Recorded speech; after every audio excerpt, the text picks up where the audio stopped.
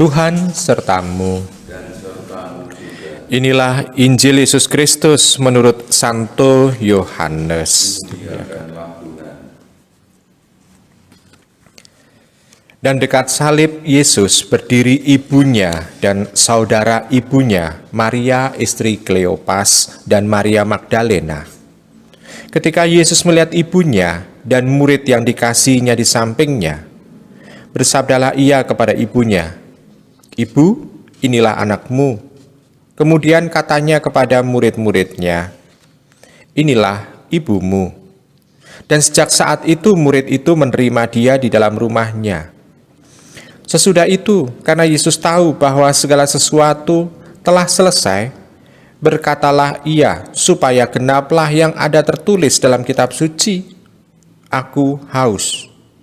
Di situ ada suatu bekas penuh anggur asam.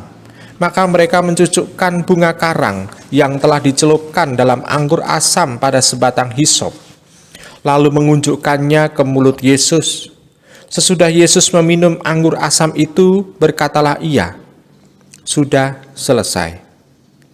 Lalu ia menundukkan kepalanya dan menyerahkan nyawanya, karena hari itu hari persiapan, dan supaya pada hari Sabat mayat-mayat itu tidak tinggal tergantung pada kayu salib, sebab Sabat itu adalah hari yang besar.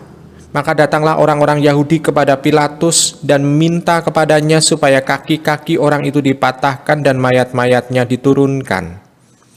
Maka datanglah prajurit-prajurit lalu mematahkan kaki orang yang pertama dan kaki orang yang lain yang disalibkan bersama-sama dengan Yesus.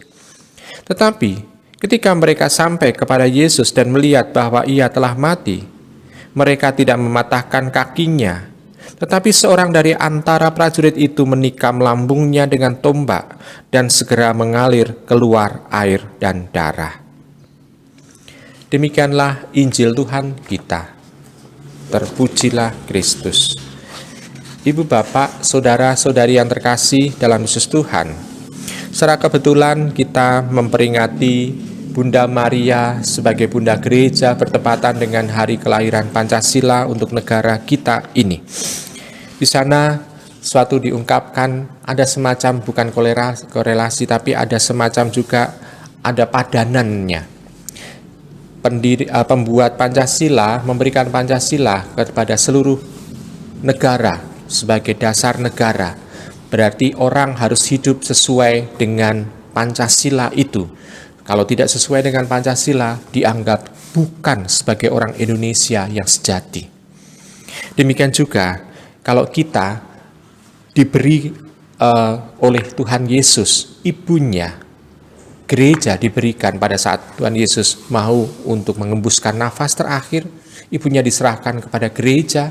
Tampak di sana selain Bunda Gereja sebagai tempat kita mengeluh, kita melakukan sesuatu, istilahnya itu ngelimbang-limbang untuk keputusan penting, tetapi juga Tuhan Yesus mau menunjukkan supaya orang bisa meneladan Ibu Maria dalam setiap kehidupan Ibu Maria, terutama dalam kehidupan beriman.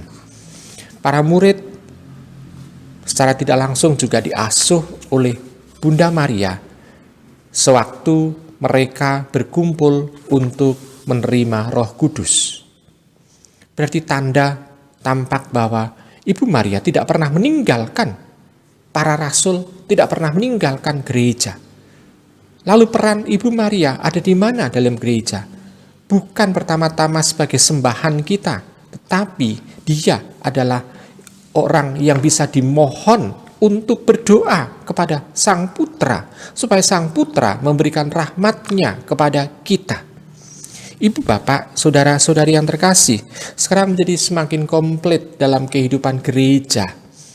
Pertama, kita menyembah Tritunggal Maha Kudus, kita mendapatkan Roh Kudus yang menuntun kita, dan kita sekarang ditunjuk oleh gereja, kita mendapatkan pendoa syafaat yang unggul, yakni Bunda Maria yang senantiasa mendampingi kita.